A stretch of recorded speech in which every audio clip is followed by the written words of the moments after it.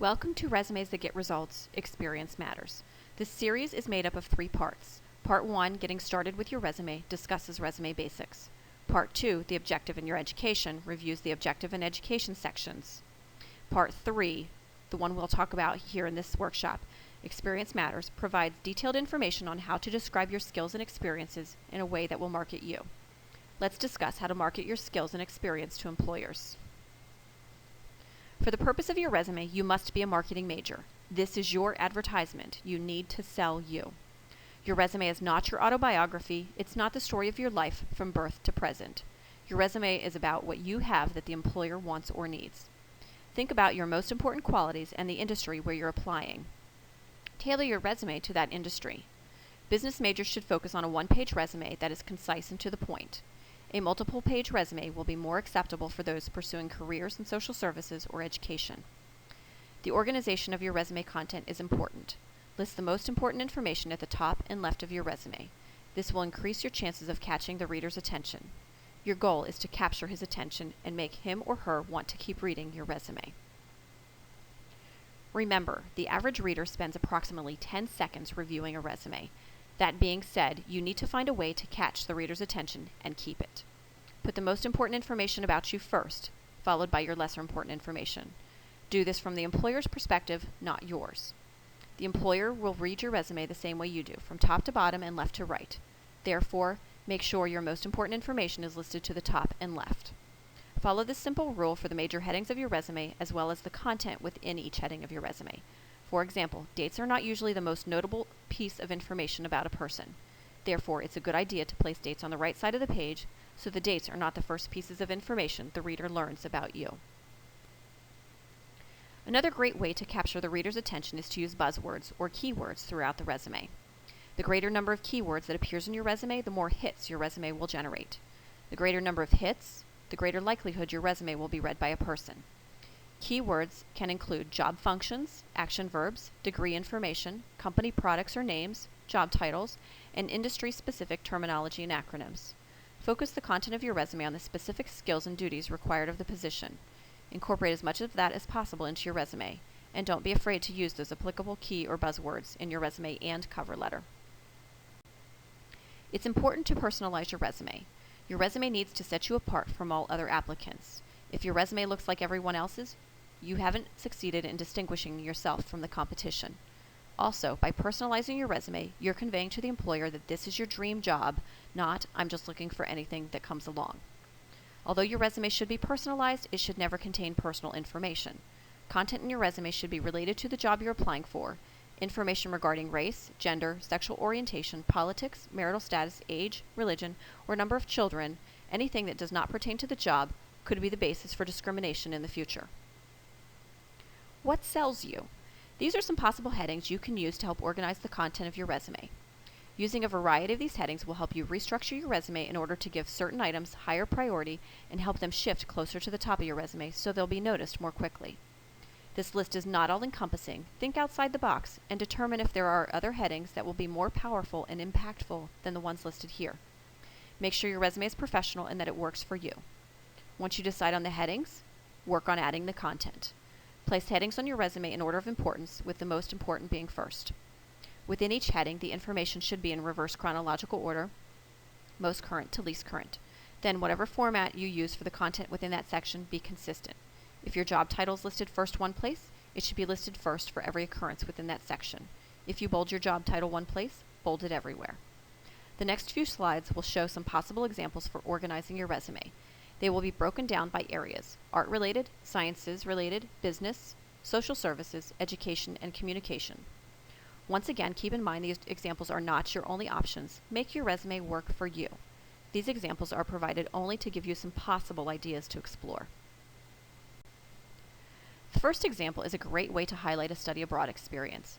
Many times, this type of information will appear directly under education, and often as a subheading underneath education.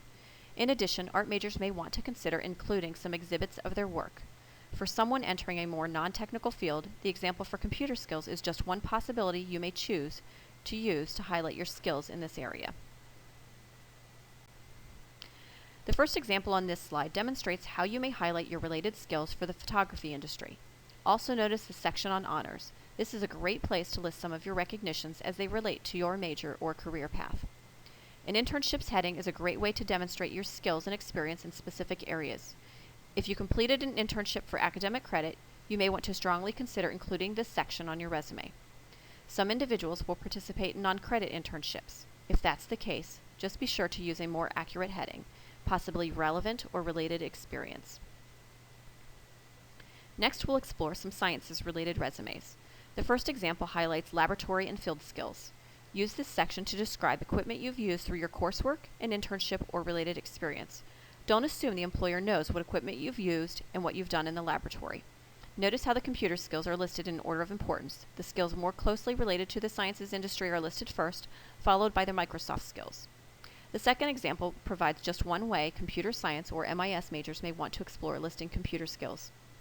Individuals pursuing a career in a technical area really need to make these skills a focal point on the resume. Again, list the more important items first, followed by the lesser important points. For science majors or individuals with a strong research background, consider including a section that highlights research projects. If you collaborated with or assisted faculty in conducting or analyzing research, that's important to note.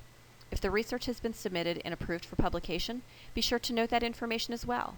If you presented the findings of the research at a conference, that's also worth mentioning. Internships are valuable pieces of information to include in your resume. Be sure to include the job title, the company or organization where you completed the internship, the dates of the internship, and the city and state where the internship occurred. Some individuals will even include information on the number of hours completed for the internship. In addition, highlight your major duties, responsibilities, and accomplishments during the internship. Use bullets to create an executive-style summary for this information.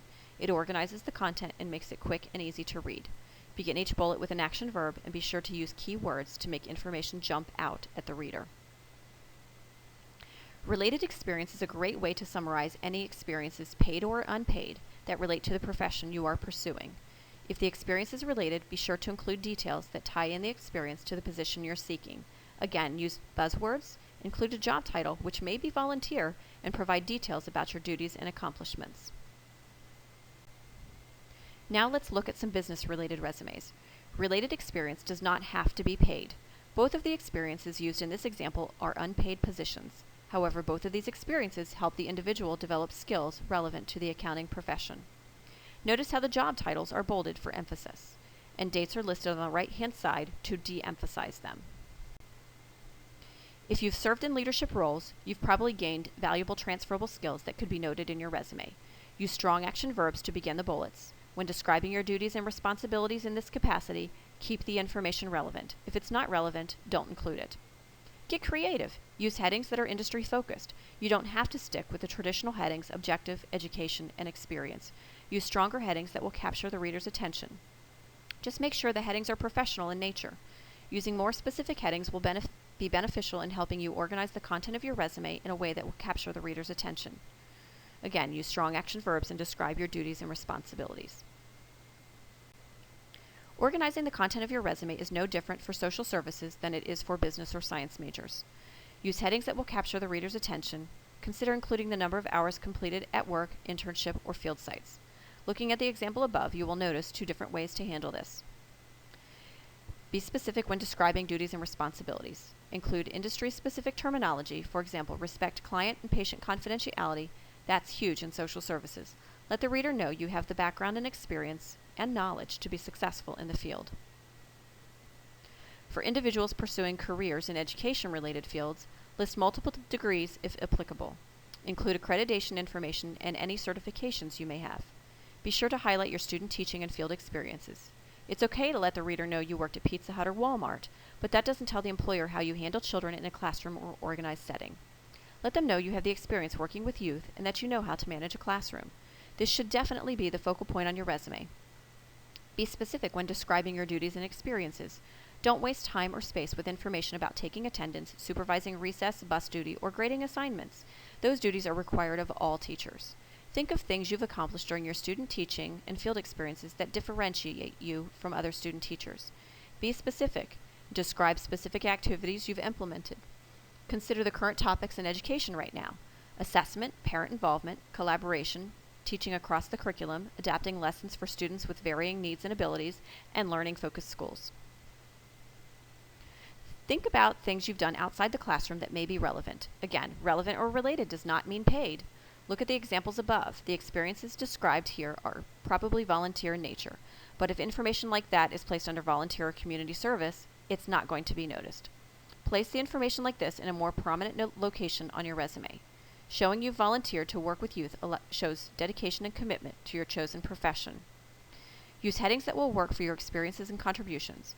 Consider what you have to bring to the classroom that sets you apart, and use headings that reflect that type of information. Regardless of your major, you should try to quantify your experiences. If you can describe the number of individuals you trained, the amount of cash intake you were responsible for with your cash register operations, or things of that nature, you're demonstrating your level of responsibility. If the information is related to the field you are pursuing, this type of information will help you put your resume closer to the top for interview consideration.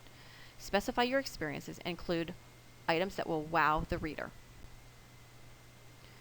For more information on resumes, contact the Career Center or consider completing additional online workshops in the series. Visit the website at www.ship/career. Click the Career Tools on the left side of the page for a variety of resources, workshops, and PDFs on career-related topics. If you are completing this seminar series for course credit, please complete the following steps in order to ensure you receive credit from your professor. Review Resume Workshops Parts 1, 2, and 3 in their entirety. Go to www.ship.edu/career. Click Online Resume Workshops under Surveys and Feedback. Complete the online survey completely and accurately to ensure you receive credit. If you have questions concerning the content of this workshop, your resume, or would like to schedule an appointment, contact the Career Center at 717-477-1484 or by email at career@ship.edu. For alumni, call 717-477-1218 or email alumni@ship.edu.